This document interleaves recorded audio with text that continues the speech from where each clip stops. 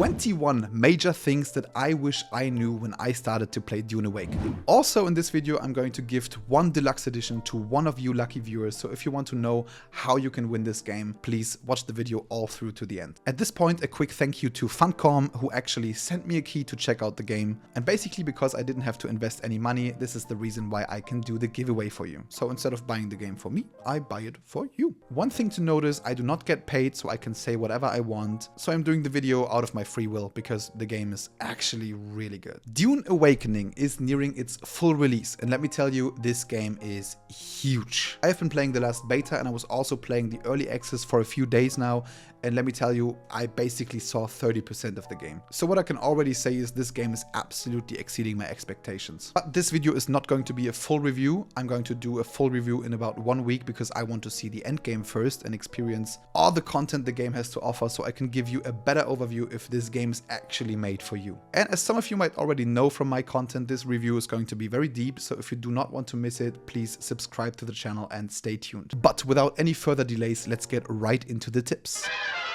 Alright, let's get to the first tip of the video, and this one is about climbing and the trooper. So the sandworm of the game is actually very active on the dunes, so you want to build your base on these rocks, and you also want to stay on these rocks as much as possible. And there is climbing, but, well, it's kind of tedious, right? So the game actually has a solution, which is one of the trooper's abilities, and this is a grappling hook. And what you can basically do is you can combine it with this suspensor belt. Combining these two things looks like this.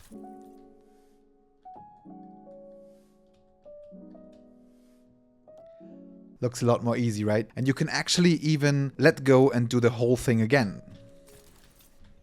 So climbing is not going to be a problem. However, I do not recommend you to use the trooper as your starting class, even though the grappling hook is very, very recommended. The reason is simple. You are going to start in this area over here, and there is going to be a trade post. And in this trade post, you can actually find the trooper teacher, which allows you to unlock the trooper and unlock the grappling hook very early in the game. However, there are other teachers, for example, the swordmaster teacher or the Bene Gesserit teacher, that are on the very end of the map. So you basically unlock them a lot later in the game, but you could choose them as your starting class. So I recommend taking the swordmaster or the Bene Gesserit as your starting class and just basically unlocking the trooper as early as possible. All right, let's go to tip number 2, and I can't actually show you this right now. If you create your character, the game offers you a guided tutorial. I think it was called locked or unlocked crafting. If you take unlocked crafting, so basically no tutorial, the game will give you no guidance and you can do whatever you want. However, since the game is following DUNE lore and is kind of very specific in certain gameplay areas, I would actually recommend to take the locked progression, so the tutorial, so you understand what to do.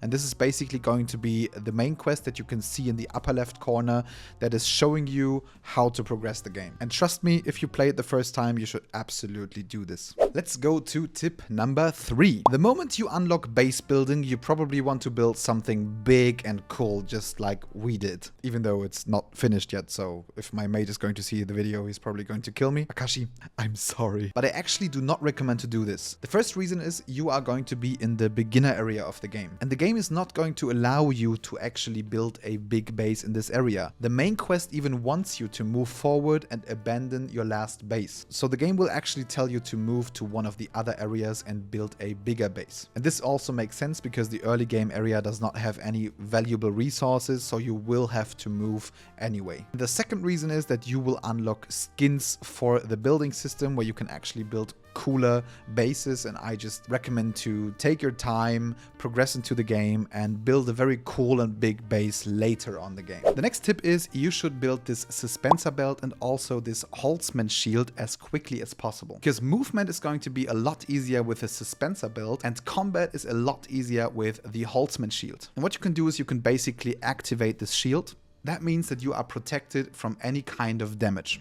Close combat damage and range damage. Of course, if you get hit, the shield is going to lose energy, and if you get a lot of hits or a lot of projectiles, the shield is going to go down for a while. But besides that, you are protected. However, this game closely follows the DUNE lore. So basically, in the lore of DUNE, everything that goes very slow can get through the shield. And if you're facing another player or another NPC that has a shield, there are two ways to get through the shield. The first one is this weapon. I didn't build it yet, but I'm going to build it very soon, which is basically a drill shot weapon. And the second way how to do this is by basically using a close combat weapon. So basically what you want to do is you want to attack the enemy, and the moment he's knocked back, I'm going to hold the button, which he dodged. The moment he's knocked back, I'm going to hold the button. And this will deal a lot of damage. I'm trying to slowly pierce the shield. And we're going to land in a sandstorm right here. Tip number 5 is probably very obvious, but I still want to mention it. Do not get eaten by the sandworm. Because in this game, if you die, you will not lose your gear and you will just lose a few items. But if you die to the worm, everything is gone. Your weapons, your gear, everything you had in your inventory is gone. And I don't know if this is just a player 2 thing, because this is not my base. But when I died, I actually had to walk the whole way back from a trading post, which was basically impossible. The worm would just eat me alive, so I was not able to spawn at the base. And this is actually pretty hidden. So if you're a second player, check out the base console and go into the first tab and make sure to set this as your respawn location, because for me this was not set by default. Let's get to tip number 6, which is about the Planetologist. This is basically a very important class because it's going to make the playthrough easier for you. So as you can see, this class is basically all about max durability loss, increased mining yield, better power regeneration, dew reaper yield. So everything you do in the game, all the collecting, this class is going to offer many passives that will make your game easier. And you can actually unlock this class pretty early. Again, we are talking about the first area of the game, and you have a trade post over here. This is the same trade post where you also meet the trooper teacher. There's also a quest board in this trade post, and on this quest board you can get the mission for the Planetologist. And trust me, you should skill as much as possible because it's going to make your playthrough a lot easier. The next tip is do not worry about skilling and classes in this game. First up, you are going to get a lot of skill points, so of course you should still pick which skills you like and basically skill them first, but you are going to get a lot of skill points, so you will unlock the majority of skills. Not everything, but the majority. Of course, if you want to learn the advanced skills, you'll also have to find the advanced teacher, which also goes for your starting class, so that doesn't really matter, but you will be able to unlock every class in the early game area of the game. So I'm going to show you the exact locations of these class teachers. If you do not want to know it, you can skip to the next tip. I'm going to give you a few seconds. Going to give you a few more seconds. Alright, so as I already mentioned, the trooper teacher is in this trade post over here. And the second teacher in the early game area is the Planetologist, which is basically over here, next to this Imperial testing station. Next up is the Mentat teacher, which you can basically find in the Harkonnen base, which is over here. The Swordsman teacher is at the north end of the map in this trade post over here. And if you want to learn the voice, you can find the Bene Gesserit teacher in this town. Alright, next up, some of you might think that the voice in this game is actually OP. The voice is basically some sort of magic where you can, for example, command someone to walk towards you and he's pretty much stunned. Also, there's poison in the game, which is basically like this, and it deals a lot of damage. And I admit that for the PvP section of the game, this looks pretty strong. But there are counters in the game. First up, the Bene Gesserit are basically able to ignore poison as long as they have enough stamina. And you will have to equip this as a technique, but then you are going to be safe from poison. And besides that, the Mentat class actually has another technique which makes you basically ignore the power of the voice every 8 seconds. And this also costs stamina and you have to equip it. And if you even equip both techniques, you're basically ignoring poison and the voice at the same time, as long as you have enough stamina. Alright, the next topic is about farming resources. As you know, you can farm resources with your cut array. And I have a pretty strong cut array, so I already yield a lot of resources, which is 107 copper. But the first problem is that this is going to fill the weight of my inventory fairly quickly. And also you could actually yield a lot more, and I can tell you how. I highly recommend you rush the Buggy in the game as early as possible. And what you want to do is you want to give the Buggy a storage and you want to give it a cut array. Now you can use it with 2 people, but you can also use it by yourself by just switching seats. But this is going to make farming a lot a huge lot easier. So let's see how good the laser is on copper, for example. As you can see, I got 280 copper. The difference is this goes straight to the buggy inventory, which has 1500 weight limit. And I'm also pretty mobile. I can just move from resource to resource, but your character inventory weight is 175. So just with these two items, I would already have to go home, but with a buggy, I can yield lots more. So you should absolutely try to get the buggy and the cut array for the buggy as early as possible. And this is actually bringing me to tip number 10, which makes the game so much more comfortable. And it's pretty simple. If you open a storage, you can just switch from the backpack to the buggy over here, as long as the buggy is inside the base area. And then you can just move it over to the storage. And then you could just basically go to the ore refinery and refine the ore from the chests. So I didn't move anything into my inventory. I didn't have to carry anything through the base. Everything is done just with a buggy into the chest, into the refinery, which is just so comfortable, and thank God they have this in the game from the very beginning. All right, let's talk about tip number 11 for DUNE Awakening. So as you want to unlock further tiers of crafting items, the game requires you to spend intel. As you can see, I have 285 intel right now. That is still unspent. Of course, you get intel by leveling up, but you can also farm intel. And you can do that by clearing these camps. They're all over the map, so you can find them in every region. And if you hover over them, you can see if you already claimed the intel in this base. What you have to do is you basically have to clear these camps and find the intel in the base.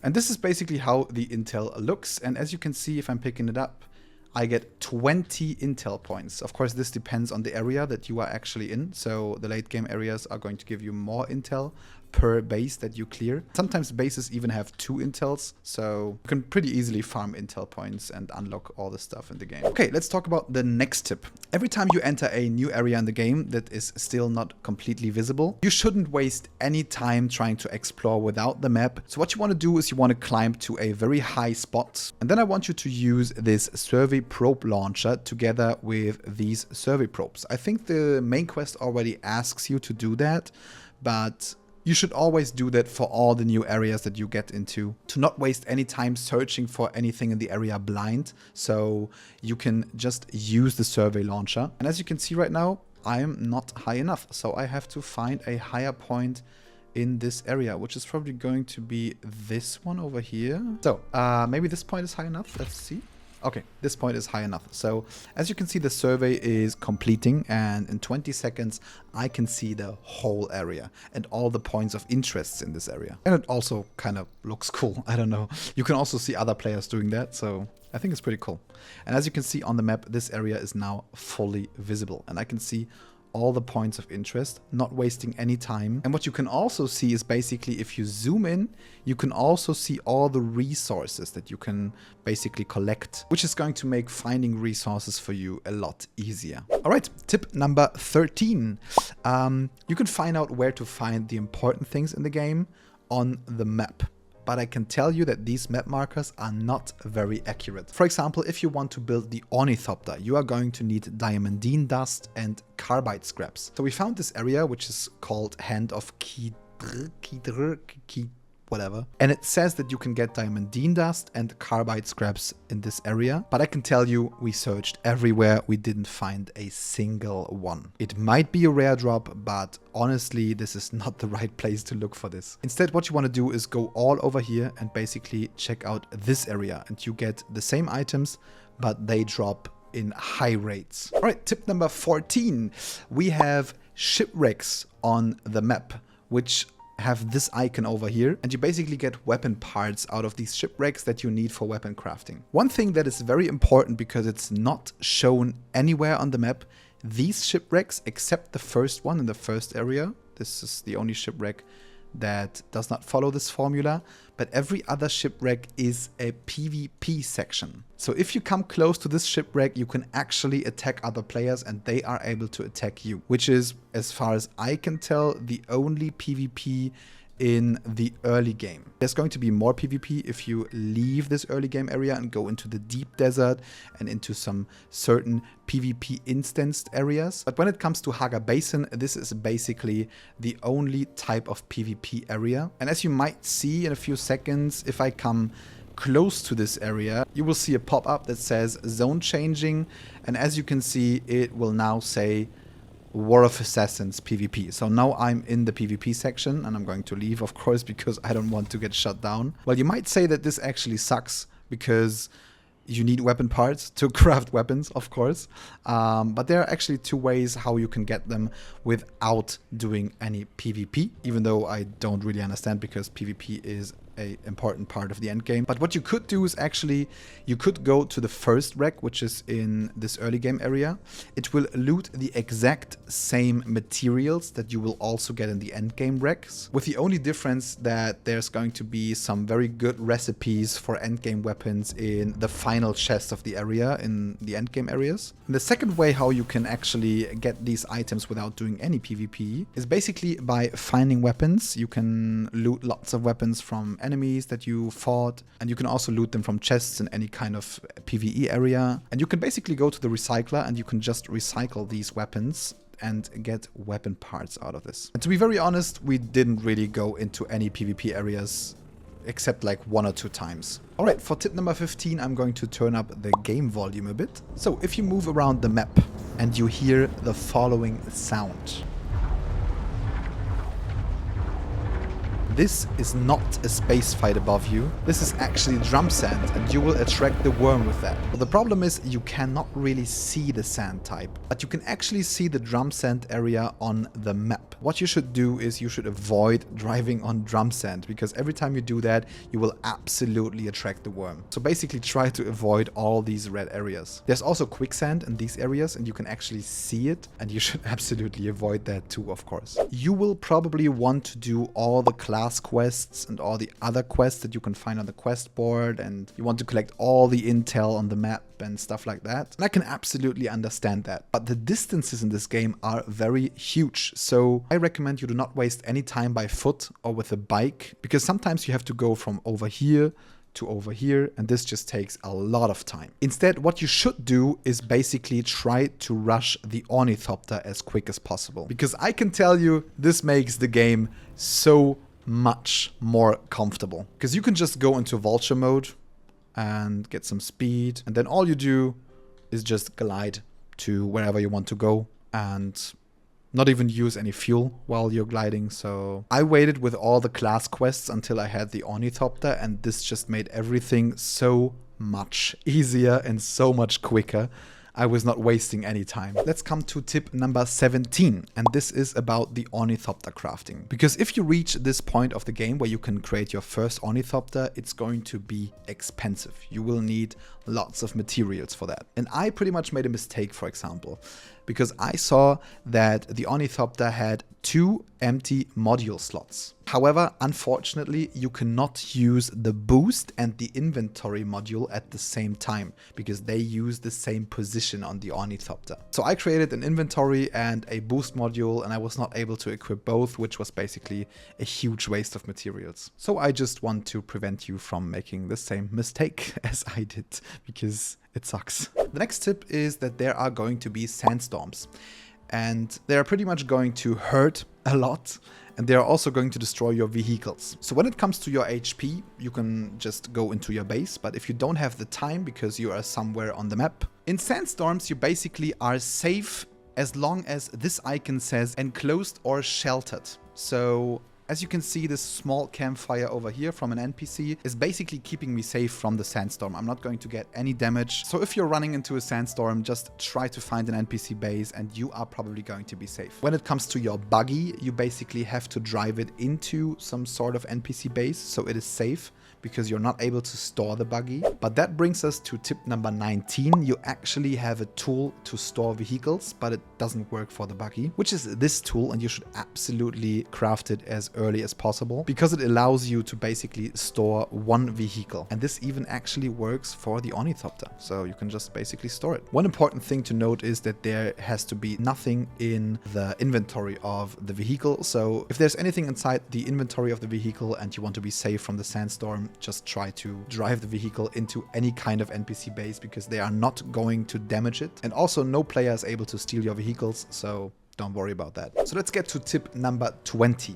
Water in DUNE Awakening is one of the most important resources in the game. And eventually you will reach a point in the game where you need water for any recipe and you are going to encounter the problem that you need more water. There's two ways of yielding water in the game, which is basically with this Reaper early in the game and this blood extractor. With the blood extractor, you basically extract blood from NPCs that you kill and get them into the blood purifier and basically deposit the blood, and it's going to make water out of it. And if you have these water cisterns, it's going to put the leftover water, so everything it's over generating, automatically into the cisterns. With these Dew Reapers, you can actually harvest water from plants at nighttime. And what you do is you basically put them into these litergens, which are flasks. What I would say is that early game, I think that blood extraction and transferring blood into water is the more efficient way. But if you reach the point where you get this dew scythe, you can also craft the bigger flasks. I recommend going with the dew scythe because this is basically going to generate a lot of water with just a single click. Because what this does, it basically one click sucks all the water out of plants. And as you can see, I just filled a litergen with water with just one click. As you can see, it says poor dew harvest time. You can harvest way more water if you just wait for later night time. So you can actually see the harvest time by pressing T. So the brighter the blue color gets at night, the more water you are actually going to get from the plants. I recommend you find some place where you can farm lots of water. So where there's basically lots of flower fields, so you can just walk some sort of path and farm all the flowers. But as you can see, I filled the small flasks, one of the big flasks, and the other one is also half full already. If this would be the optimal time, I tell you, I would probably have everything full right now. So in order to get your base to the next level, you have things that you can actually craft that makes the game a little more comfortable. One important thing are these wind turbines. They actually work like the power generators, but instead they just create way more power. We just use these wind turbines and the whole base is running with lots of energy. And the second thing is you can actually create these wind traps and they generate water for you. And if this wind trap is full, it's actually going to put the rest of the water that it's generating automatically to your water tanks. However, these wind traps use lots of resources and they do not really generate lots of water, unfortunately. So if you want to have water optimization, I recommend you need at least 15 of these wind traps to actually be worth it. And if you progress the game and do the trials of the game, you will actually unlock these tools over here. And what you can do is you can basically put corpses into these tools and they will generate water over time. And I can tell you, this is probably one of the best ways to generate water. All right, that's basically all for now. So what I'm curious about is what was something that you found out that you want to share in the comments? Maybe I missed something. Also, I would like to know what you think about the game so far and what you want me to cover in the full review next week. So please share this in the comment section below. And the last question is, of course, how can you win the Deluxe Edition? So if you want to be the lucky winner of the Deluxe Edition, all I want you to do is basically be a subscriber to the channel and also share in your comment what you want me to cover in the full review. And also please add the hashtag KeyPlease to your comment so I know that you actually want to win the key. If you're watching this video a bit late, my full review might already be uploaded and you can find it here. And if it's not uploaded yet, it's probably going to be another video. And don't worry about the giveaway, I'm going to do another giveaway in the full review. So if it's already uploaded, you should probably check it out. Besides that, I hope you have a great day and see you in the next video. Bye bye.